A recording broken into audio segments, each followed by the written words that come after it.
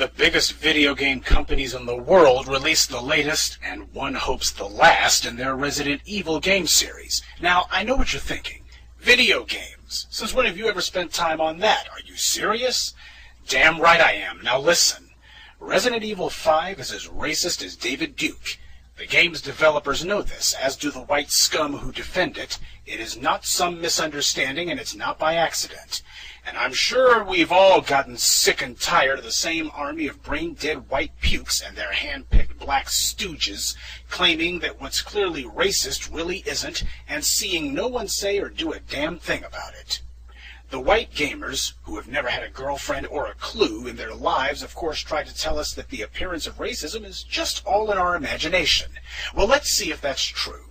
Resident Evil 5 was just like its other four predecessors and used the same old formula.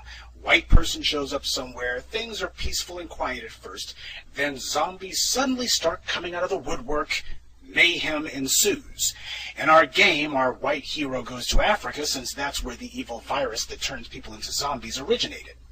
Right off the bat, we had a problem. Before we even set foot in this racist perversion of Africa, we already find the old stereotypes about the dark continent being aggressively employed. Africa is immediately portrayed as the source of all things evil, and not the source of any potential cure, which is what the most biologically diverse place on the planet should be shown as. Imagine that, presenting Africa as a good place. Anyway, when the white guy strolls into the town, the people are immediately portrayed as savages from the very start, lurking in the shadows, menacing, dirty and dusty, threadbare. Well, this is Africa.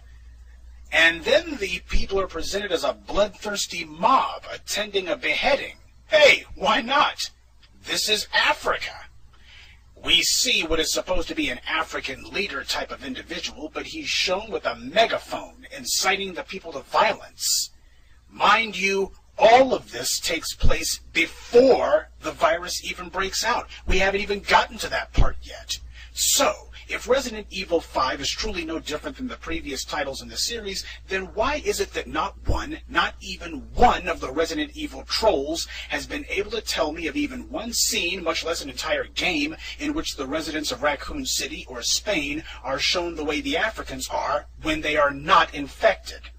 I put the question to the would-be defenders of Resident Evil, and they won't even touch it. The Associated Press decided to cover the Resident Evil racist issue, or rather cover it up. They put some of the black voice actors in front of the camera. Want to guess what they thought of the racism accusation? It's been in Antarctica. It's been, I think, in Spain. It's been in the Midwest. It wasn't racist then. Why should it be racist now? It's in Africa. Have fun with the game. Play the game. It would be one thing if, they were shooting people who weren't infected or shooting people who weren't, part of this evil. But these are people that are, they have to defend themselves. Once you play the game, once fans and media or even skeptics play the game, they'll see that there's a solid story in there that that's not racist at all, and it's about the setting. The setting's in Africa. Wow! So you take the only two black voice actors in the game, and surprise, surprise, they say it's not racist. Well, sure didn't see that one coming, now did we? And if I were to ask if the fact that they were being paid by Capcom has anything to do with their no doubt unbiased opinion, I swear these white gamers are the sewage of the entertainment world. Thank God none of these people will ever have sex, which at least guarantees there won't be a next generation of them. And it really says something when you have two black actors who can't even act convincingly when they lie about a game that they themselves helped make. And the only blacks not in Capcom's employ who I've seen defending this game work for video game sites owned by whites. This is a mutual protection racket.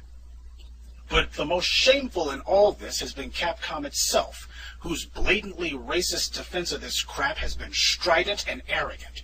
You'd have thought the guys responsible for running interference for Don Imus were still working. When the furor broke out, Capcom scrambled to slap together a PR move meant to be a sidekick. Over a weekend, they decided the game would now include a second character. They threw together a quickie token black who they could use as a rhetorical shield. Shiva, who is light-skinned and has a British accent. Gee, I guess the good Japs over at Capcom thought a dark-skinned woman with an African accent wouldn't have seemed very credible. After all, this is Africa we're talking about. So, now that white idiots have been given their token talking point, I guess they could boldly declare that the game wasn't racist anymore, right? Sorry, pale males, Capcom just won't cut you a break. Check out the alternate costume they had for Shiva. Animal skins, bone necklace, and of course garish body paint. Gee, for a game that didn't mean to stereotype blacks, it sure seems the Japs just couldn't resist making their PR token look like just another savage. Or is this just my imagination too? Jun Takeuchi, one of the Capcom honchos, was interviewed after his company was caught red-handed and, sounding just like his white counterparts, said he and his team had talked with different people from Africa. He doesn't give us any names, of course, but predictably, even though we only have Tak's word for this, these alleged Africans he spoke to were unanimously supportive of the game. A game they had never even seen. He then goes on to say that the reaction doesn't, quote, feel like it's coming from Africa. Apparently old Tak thinks African opinion has a distinct feel to it. Perhaps a spear through his chest was what he was expecting? The Japanese cannot blame anyone for this but themselves, though they've tried. Takeuchi tried to say he was inspired by Black Hawk Down, so instead of just saying this was his idea, he instead looked for somebody else to blame his game on. Take a look, black people. As Asian nations rise in the world, this is the kind of moral clarity and ethical courage we can expect from our slant-eyed pals to the east. But you know, the issue is bigger than the Japanese deciding to indulge their long-standing racism against black people. The problem is an institutional global culture where not only is it okay to denigrate blacks, it's expected. Asians love to bitch and moan about whites stereotyping them in movies, TV, and yes, even video games. But those same Asians have no problem at all stereotyping blacks and even trying to see if they can one-up their white friends. By the way, I have no doubt some Asians will come across this and want to argue with me. I recommend against it. I have a library of some of your greatest hits too, and if you can't find even one halfway plausible excuse for Takeuchi's racist missive, then there's no way you can deal with the whole litany of them. You've been caught red-handed. Rather than do like the whites you idolize so much and use the strategy of deny, deny, deny, why not set a precedent for yourselves and take some responsibility for a change? If you can. Speaking of liars, you'll find plenty of black people who will come running to defend their favorite game. All of you people out there who are talking just bullshit about a fucking game, listen to me. Resident Evil 5 is not a racial game, you dumb asses. Okay, look. Resident Evil is not racist, okay? That's it! Enough is enough! I've had it with these motherfucking people talking about this motherfucking game! Oh, it's racist. Oh, it's racist. Hell, I might as well kill a black people person if I ever have that damn game and people want to complain too goddamn much. Oh, because it's a black man. Oh, it's racist. Come on, man. It's a damn video game.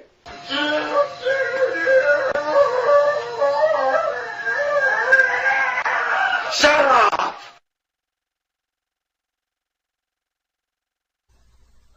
Notice how not one of them says a word about the Africans in grass skirts throwing spears or Shiva in the jungle outfit. They are totally silent on that. So that tells me either they never saw this or they don't know. And if they don't know, then why are they talking?